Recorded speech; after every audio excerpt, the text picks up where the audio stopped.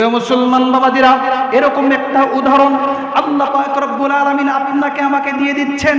ও প্রিয় মুসলমান বাবাজিরা, আল্লাহর এই উদাহরণটা এমন, রব্বুল আল্লাহ, যারা রবকে রব মানবে, এই রবকে রব মানতে গিয়ে সুম্মাস্তাকামু, এর উপর অটল অবিচল থাকতে গিয়ে এরকম ঝড় আসবে, তুফান আসবে, পশ্চিমাদের হুঙ্কার আসবে, বাতিলের ষড়যন্ত্র আসবে, কাফের মুশরিকদের নির্যাতন আসবে, আপনার নামে জেল মামলা দেওয়া হবে, জেলে নেওয়া হবে, ফাঁসির কাস্টে নেওয়া হবে, কাফের মুশরিকদের হাতে ক্ষত বিক্ষত হতে হবে।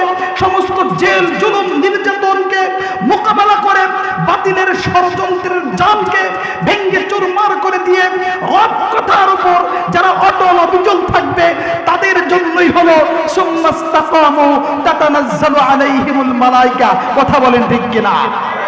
প্রিয় মুসলমান বাবাদিরা, আমরা লক্ষ্য করেছি আমাদের এই বাংলার জমিনের অসংখ্য উলামায়ে কেরাম কাফের মুশরিকদের হাতে নির্যাতিত হয়েছে, তাদের জেল হয়েছে, তাদের উপর কঠোর অকাট্য নির্যাতন করা হয়েছে, তাদের ফাঁসির কাস্টের সামনে যেতে হয়েছে, তাদের জীবনকে উৎসর্গ করে দিতে হয়েছে।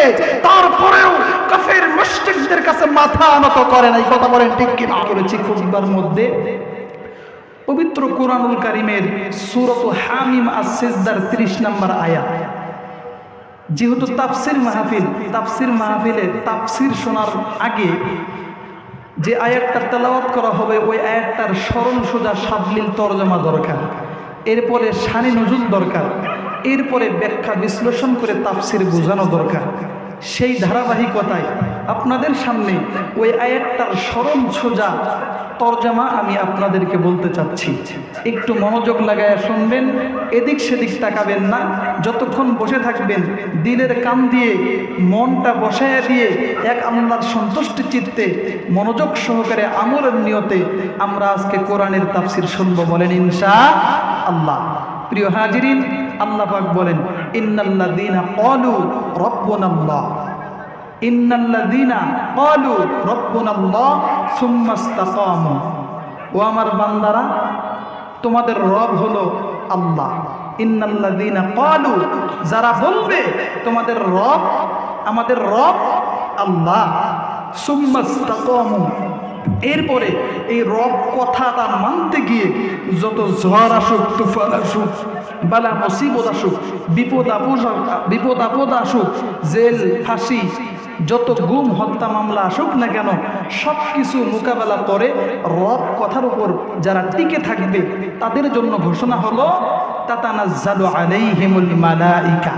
আমি আল্লাহ পাক রব্বুল আলামিন তাদেরকে সাহায্য করার জন্য, তাদেরকে মদত করার জন্য কাতারে কাতারে ফেরেশতার বাহিনী পাঠিয়ে দিব। একটু জোরে বলবেন না সুবহানাল্লাহ? তারা এসে কি বলবে? আল্লাহ তাখাফু, তোমাদের কোনো ভয় নাই, ওয়ালা তাহজানু, তোমাদের কোনো টেনশন নাই, ওয়া আবশিরু বিল জান্নাহ, তোমাদের জন্য সেই জান্নাতের সুসংবাদ, আল্লাতী কুনতুম তুআদুন, যেই জান্নাতের ওয়াদা আল্লাহ তোমাদেরকে দিয়েছেন। বলেন সুবহানাল্লাহ। মহিলা বা মা বোনদের দৃষ্টি আকর্ষণ করছি, আপনারা সামনে এগিয়ে বসেন, জায়গা হচ্ছে না। অনেক মা বোনেরা ওয়াজ শোনার জন্য আসছেন, আপনাদের মন এমনিতেই বিগলিত, কোরআন প্রেমিক, রাসূল প্রেমিক, আপনারা একটু মাহফিলের প্যান্ডেলের সামনে এসে বসবেন। আপনাদের যে জায়গায় বসার অবস্থান করে দেওয়া হয়েছে সামনে চলে যান, পেছনের মা বোনদেরকে বসার সুযোগ করে দেন। প্রিয় মুসলমান বাবাজিরা, আয়াতটার সরল সোজা অর্থ আমরা জানলাম। এবার আসুন এই আয়াতটার শানে নজুলের দিকে আমরা চলে যাব আস্তে আস্তে। তার আগে আমি বলতে চাই, ইন্নাল্লাযীনা ক্বালু রাব্বুনাল্লাহ, যারা বলবে আল্লাহ আমার রব, যারা বলবে আল্লাহ আমার রব, সুম্মাস্তাকামু, এরপরে এই রব কথার ওপর অটল অবিচল থাকবে, অনড় থাকবে, শক্ত থাকবে, মজবুত থাকবে, তাদের জন্যই আল্লাহর ঘোষণা তাতানাজ্জালু আলাইহিমুল মালায়েকা।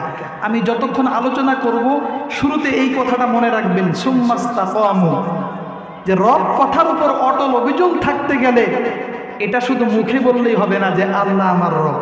অনেকে স্বীকার করে আল্লাহ আমার রব, কিন্তু চুরি করে, ডাকাতি করে, ছিনতাই করে, রাহাজানি করে। কথা বলেন ঠিক কিনা? তারা অসংখ্য মা বোনদের ইজ্জতের উপর আঘাত করে, কথা বলেন ঠিক কিনা? অনেক নামধারী মুসলমান আমাদের বাংলাদেশের জমিনে আছে, অনেক নামধারী মুসলমান আমাদের এই বাংলার জমিনে বসবাস করে। তারা বলে আমি মুসলমান, তারা বলে আমার রব আল্লাহ, তারা বলে আমি ইমানদার, তারা বলে আমি মুমিন, কিন্তু তাদের হাত এবং জবান দ্বারা, তাদের ক্ষমতার বলে তারা অসংখ্য মাজলুম মুসলমানদের উপর আঘাত করে, কথা বলেন ঠিক কিনা?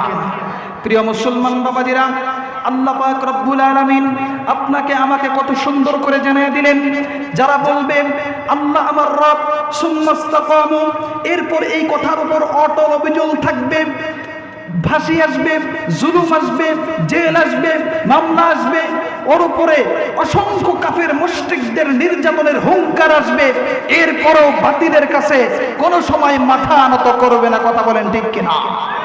প্রিয় মুসলমান ভাইয়েরা, আমাদের দেশে ঝড় হয়, কথা বলেন ঠিক কিনা? ঝড় হয় না? ঝড় হয় না? অনেক ঝড় হয়। দেখবেন যখন ঝড় হয়, তুফান হয়, বিশাল বড় বড় গাছ ভেঙ্গে এরকম রাস্তায় পড়ে থাকে, ছোট গাছও ভাঙ্গে, বড় গাছও ভাঙ্গে, কিন্তু কিছু গাছ আছে তার ডালপালা ভেঙ্গে চুরমার হয়ে যায়, কিন্তু তার গোড়াটা মজবুত হয়ে কত সুন্দর করে শক্তভাবে অনড় হয়ে দাঁড়িয়ে থাকে, ভেঙ্গে পড়ে না, কথা বলেন ঠিক কিনা? প্রিয় মুসলমান বাবাজিরা, এরকম একটা উদাহরণ আল্লাহ পাক রব্বুল আলামিন আপনাকে আমাকে দিয়ে দিচ্ছেন। ও প্রিয় মুসলমান বাবাজিরা, আল্লাহর এই উদাহরণটা এমন, রব্বুন আল্লাহ, যারা রবকে রব মানবে, এই রবকে রব মানতে গিয়ে সুম্মাস্তাকামু, এর উপর অটল অবিচল থাকতে গিয়ে এরকম ঝড় আসবে, তুফান আসবে, পশ্চিমাদের হুঙ্কার আসবে, বাতিলের ষড়যন্ত্র আসবে, কাফের মুশরিকদের নির্যাতন আসবে, আপনার নামে জেল মামলা দেওয়া হবে, জেলে নেওয়া হবে, ফাঁসির কাস্টে নেওয়া হবে, কাফের মুশরিকদের হাতে ক্ষত বিক্ষত হতে হবে, সমস্ত জেল জুলুম নির্যাতনকে মোকাবেলা করে বাতিলের ষড়যন্ত্রের জালকে ভেঙ্গে চুরমার করে দিয়ে রব কথার উপর যারা অটল অবিচল থাকবে, তাদের জন্যই হলো সুম্মাস্তাকামু তাতানাজ্জালু আলাইহিমুল মালায়েকা, কথা বলেন ঠিক কিনা?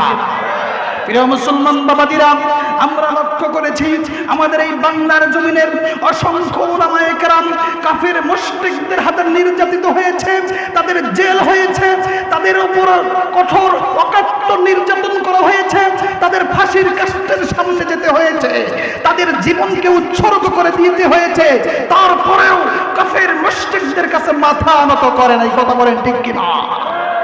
প্রিয় মুসলমান বাবাজিরা, আপনার আমার উপর এরকম হুঙ্কার আসতে পারে, জেল আসতে পারে, জুলুম আসতে পারে, জালেমের অত্যাচার আসতে পারে, তারপরেও আপনার আমার ঈমানকে মজবুত করার জন্য, রবকে রব মানার জন্য সমস্ত জুলুমের মোকাবেলা করে ঈমানকে টিকে রাখতে হবে, কথা বলেন ঠিক কিনা?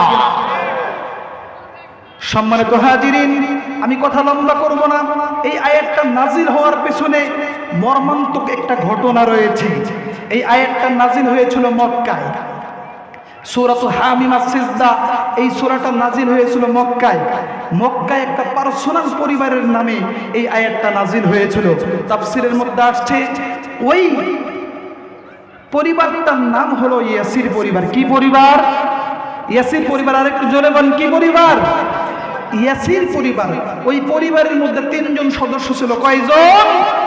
আর একটু জোরে বলেন, কয়জন? ওই ব্যক্তির নাম হলো হযরত ইয়াসির রাদিয়াল্লাহু তাআলা আনহু। দ্বিতীয় জন যার নাম ছিল তার নাম হলো হযরত সুমাইয়া রাদিয়াল্লাহু তাআলা আনহা। তৃতীয় জন হযরত আম্মার রাদিয়াল্লাহু তাআলা আনহুম, ইনাদের সন্তান। ও মুসলমান বাবাজিরা, ইয়াসির রাদিয়াল্লাহু তাআলা আনহু এবং তার পরিবার সহ বিশ্ব নবীর হাতে কালিমা পড়ে যখন মুসলমান হয়ে গেল, আবু জেহেলের কাছে সংবাদ পৌঁছে গেল। আবু জেহেল এবারে ডাক দিয়ে বলতেছে, তার চেলাপেলাদের ডাক দিয়ে বলতেছে, ও আমার কাফের মুশরিকরা, এদিকে শোনো, আমার দলের লোকজনরা শোনো, শুনলাম ইয়াসিরের পরিবার নাকি কালিমা পড়ে মুসলমান হয়ে গেছে। শুনলাম ইয়াসিরের পরিবার নাকি কালিমা পড়ে মুসলমান হয়ে গেছে। আবু জেহেল বলতেছে, ও আমার দলবলের লোকেরা শোনো, ইয়াসিরের পরিবার মুহাম্মদের কালিমা পড়ে মুসলমান হয়েছে, এটা সহ্য করা যায় না, এটা মেনে নেওয়া যায় না। কারণ আমার এখন ক্ষমতা চলতেছে, আমার দেশে আমার খাবে আমার পড়বে, মুহাম্মাদের কালিমা পড়ে এই দেশে বসবাস করবে, এটা সহ্য করা যাবে না। কারণ মুহাম্মাদের কালিমা পড়ে যদি তারা মুসলমান হয়ে যায় তাহলে আমার চেয়ার আর বেশি দিন টিকবে না। প্রিয় মুসলমান বাবাদিরা, আবু জেহেল তার চেয়ার টিকানোর জন্য ওই তৎকালীন জামানায় কাফের মুশরিকদেরকে লেলিয়ে দিয়েছিল ইয়াসির পরিবারের উপর নির্যাতন করার জন্য, ষড়যন্ত্র করার জন্য।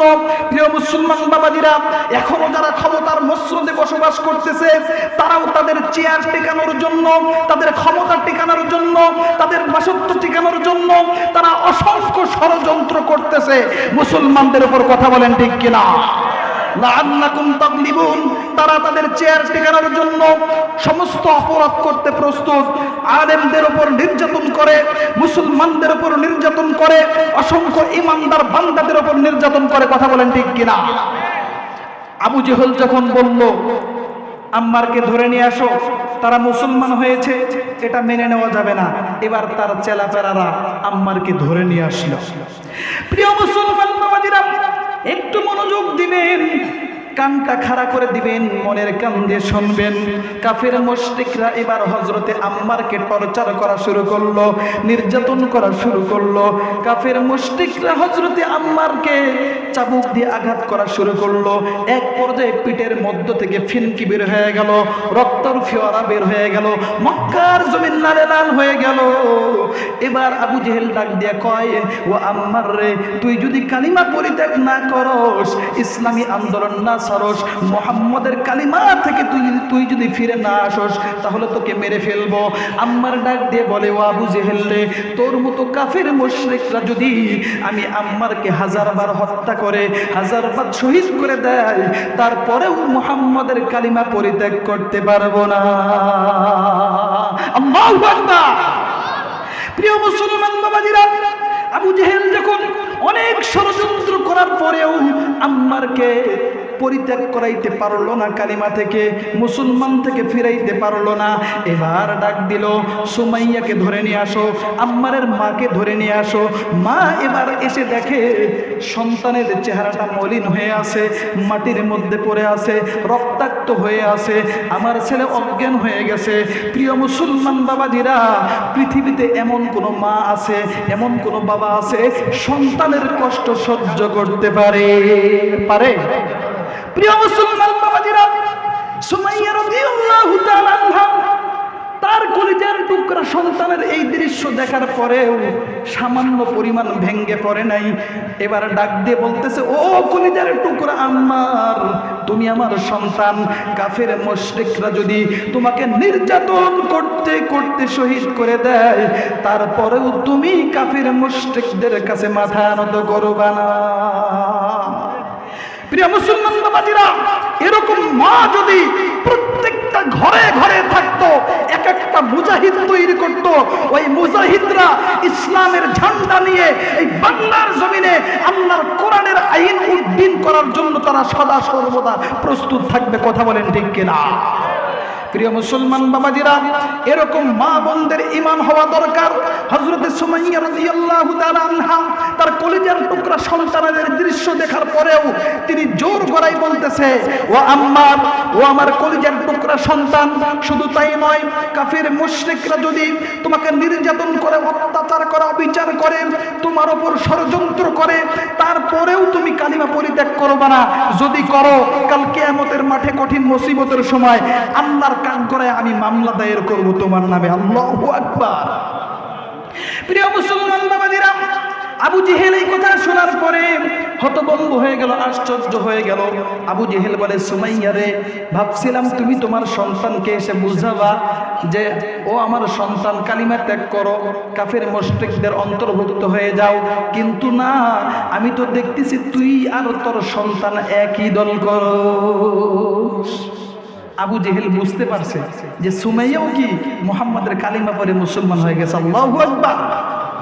আবু জেহেল এই কথা বুঝার পরে সুমাইয়া রাদিয়াল্লাহু তাআলা আনহাকে কঠোর নির্যাতন করা শুরু করলো, তাকে মারধর করা শুরু করলো। ও মুসলমান বাবাদের, এক পর্যায়ে হযরতে সুমাইয়া রাদিয়াল্লাহু তাআলা আনহাকে শহীদ করে দেওয়া হলো। একটা বর্ষা নিক্ষেপ করা হলো সুমাইয়া রাদিয়াল্লাহু তাআলা আনহার লজ্জাস্থানের মধ্যে বল্লম নিক্ষেপ করা হলো।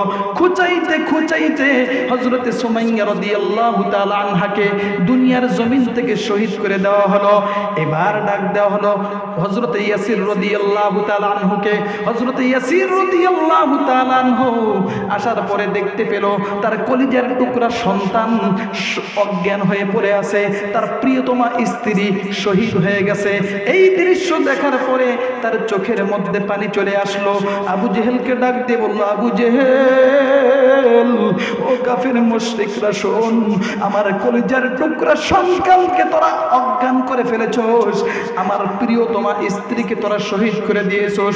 তোরা কি মনে করেছস আমি আমার সন্তান এবং স্ত্রীর এই দৃশ্য দেখে আমি কালিমা ছাড়বো? কোনোদিন মনে করবি না, কোনোদিন মনে করবি না। যারা একবার হৃদয় থেকে মুহাম্মাদের কালিমা পড়ে মুসলমান হয়ে গেছে, তাদের পরিবার কেন, তাদের সব কিছু যদি ধ্বংস করে দেস, তাদেরকে যদি শহীদ করে দেস, একবার দুইবার নয়, হাজারবার শহীদ করার পরেও তারা কালিমা পরিত্যাগ করবে না।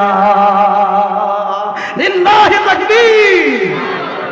প্রিয় মুসলমান বাবাজিরা, আবু জেহেল যখন এই কথা শুনলো, হযরতে ইয়াসিরের হাত পাও বেঁধে ফেললো। ও মুসলমান বাবাজিরা, কঠিন দৃশ্য, লোমহর্ষক বর্ণনা শুনে যান। হযরতে ইয়াসির রাদিয়াল্লাহু তাআলা আনহুর ডান পায়ের মধ্যে একটা দড়ি লাগানো হলো, বাম পায়ের মধ্যে একটা দড়ি লাগানো হলো। এবার ওই দড়িগুলো ডান পাশে একটা উটের পায়ের সঙ্গে বেঁধে দিল, বাম পাশে একটা উটের পায়ের সঙ্গে বেঁধে দিল। প্রিয় মুসলমান বাবাজিরা, দুই পাশ থেকে দুইটা উট এবার ছুটিয়ে দেওয়া হলো। ও মুসলমান বাবাজিরা, আমরা যখন বাঁশ ফাড়াই করি, দা দিয়ে বাড়ি দেই, অল্প একটু যখন ফেরে যায়, এরপরে হাত দিয়ে দুই টান দিয়ে খুব সহজেই আমরা ফেরে ফেলি। কথা বলেন ঠিক কিনা? ঠিক এরকম ভাবে হযরত ইয়াসির রাদিয়াল্লাহু তাআলা আনহুর দুই পাশে রশি লাগাইয়া উটের সঙ্গে এরকম রশিটা বেঁধে দিয়া দুইটা উটকে তরুতাজা ইটকে ছুটাইয়া দেওয়া হলো। আল্লাহু আকবার, আল্লাহু আকবার। দুই পাশে যখন উটটা দৌড় দিল, সঙ্গে সঙ্গে হযরত ইয়াসির রাদিয়াল্লাহু তাআলা আনহু দ্বিখণ্ডিত হয়ে গেল। তারপরেও তিনি কাফের মুশরিকদের কাছে মাথা নত করে না।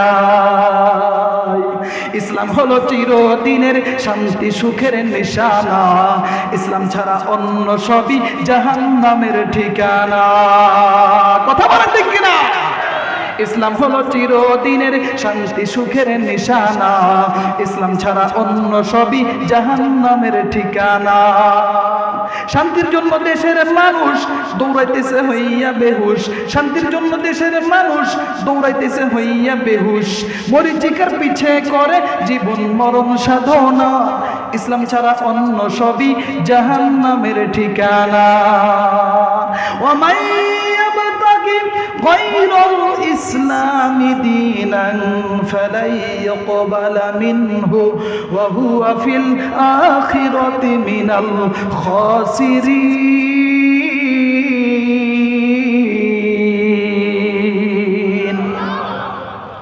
ইসলাম ছাড়া যেই ব্যক্তিরা যত নেক আমল করবে, যত ভালো কাজ করবে, আল্লাহর কাছে একটাও গ্রহণযোগ্য হবে না।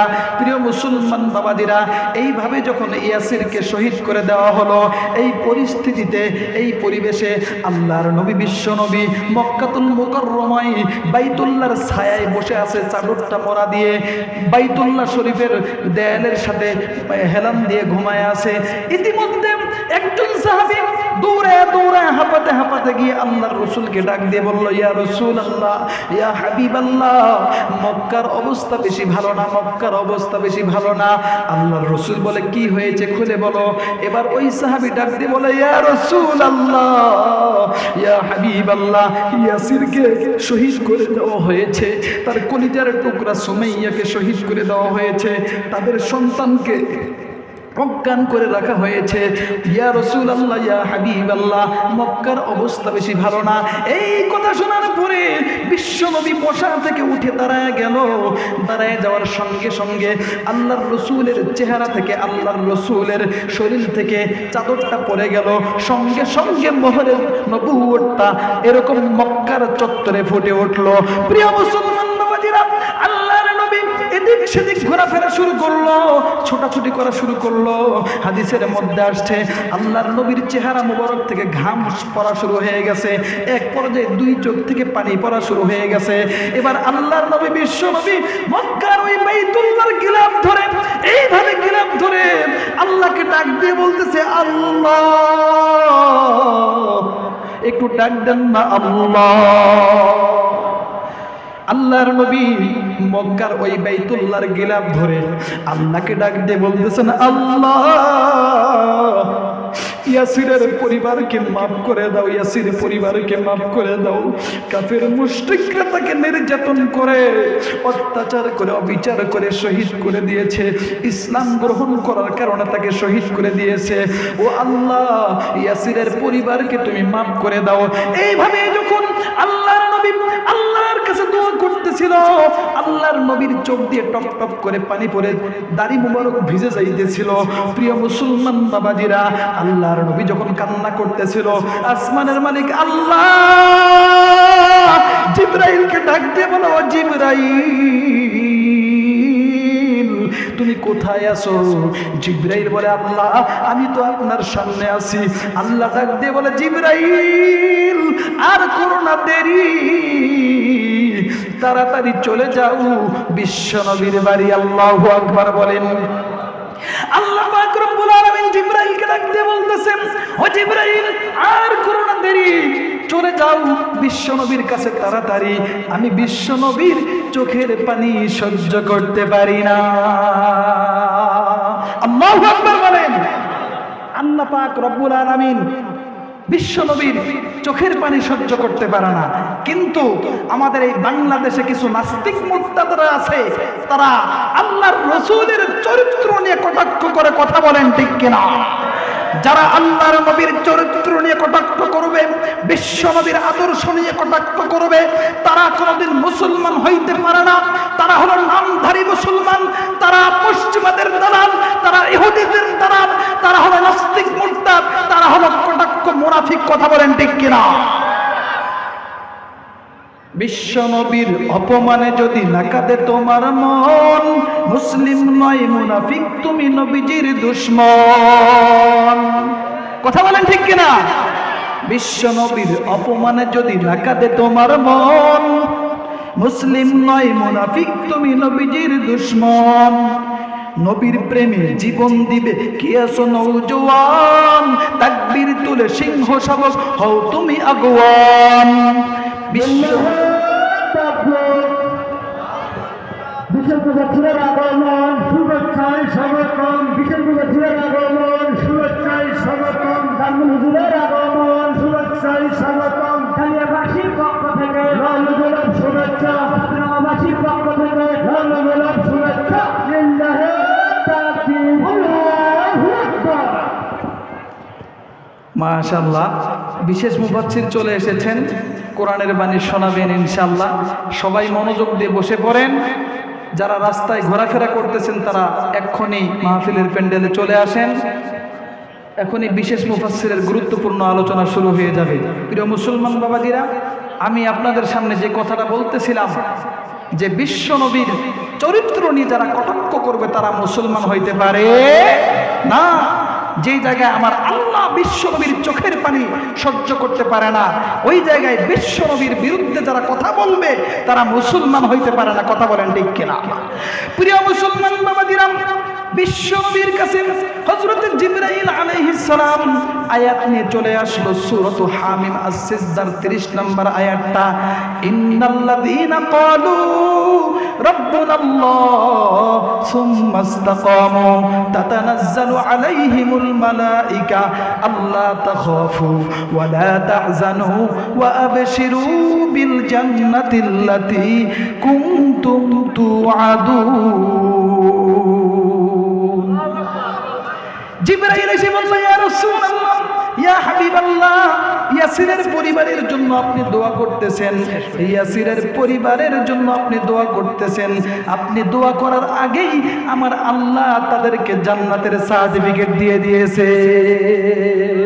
সুবহানাল্লাহ।